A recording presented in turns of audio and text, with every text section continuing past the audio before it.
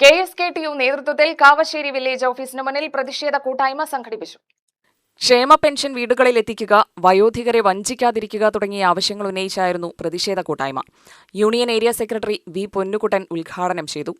അന്നത്തെ communist government അതിന്റെ മുഖ്യമന്ത്രിയായിരുന്ന EK നയനാർ കേരളത്തിന്റെ ഇന്ത്യയുടെ ചരിത്രത്തിൽ ആദ്യമായി 45 രൂപ പെൻഷൻ തീരുമാനിച്ചത്.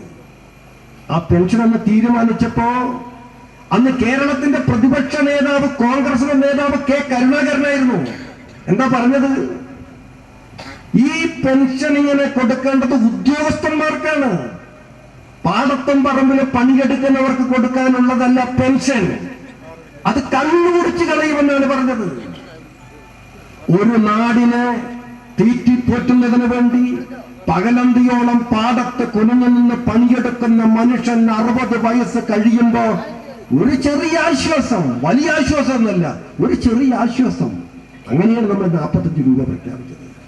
ആ പെൻഷൻ മുടക്കാനാണ് അന്നത്തെ കോൺഗ്രസ് ശ്രമിച്ചത്.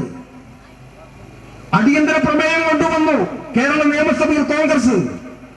അടിയന്തര പ്രമേയത്തെ വോട്ടിനിട്ട് തോൽപ്പിച്ചിട്ടാണ് 45 രൂപ പെൻഷൻ പാവപ്പെട്ടവർക്ക് പ്രഖ്യാപിച്ചത്. ആ ഗവൺമെന്റ് പോയി പിന്നെ വന്ന് കോൺഗ്രസിന്റെ ഗവൺമെന്റ് പെൻഷൻ വർദ്ധിപ്പിച്ചില്ല. പിന്നീട് വന്ന ഇടതുപക്ഷ ഗവൺമെന്റ് ആ പെൻഷൻ 100 രൂപയാക്കി വർദ്ധിപ്പിച്ചു.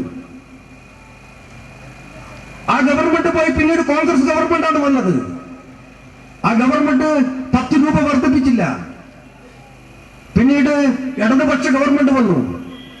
ആ ഗവൺമെന്റാണ് പെൻഷൻ 300 രൂപയാക്കി വർദ്ധിപ്പിച്ചത്.